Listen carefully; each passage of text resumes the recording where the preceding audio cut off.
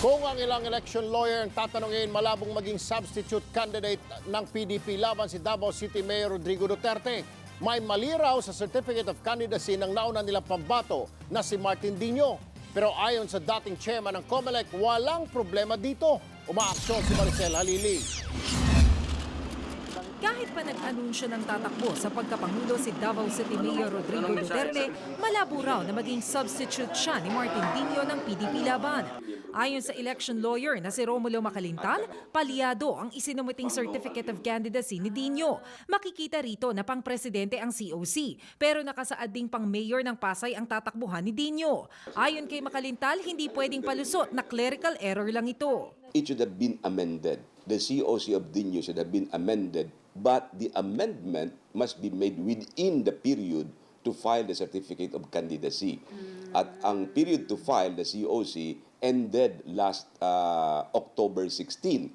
Makakatakbo lang daw si Duterte kung isang lehitimong kandidato ang papalitan niya, gaya ni presidential aspirant Troy Señeres. Tignan natin ang mangyayari sa mga susunod na kabanata ng buhay ni Duterte sapagkat baka siya'y tumakbo as substitute ng another presidential bet nominated by a political party.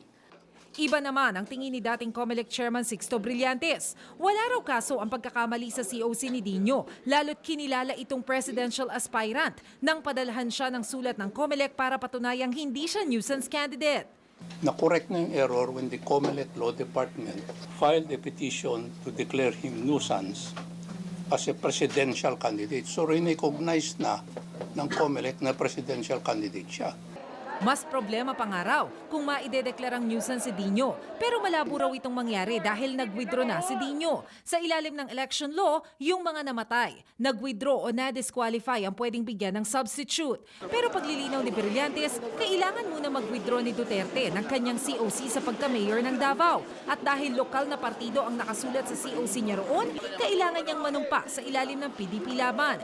Ayon naman sa PDP laban, pinaplansya na nila ito. We are preparing everything, no?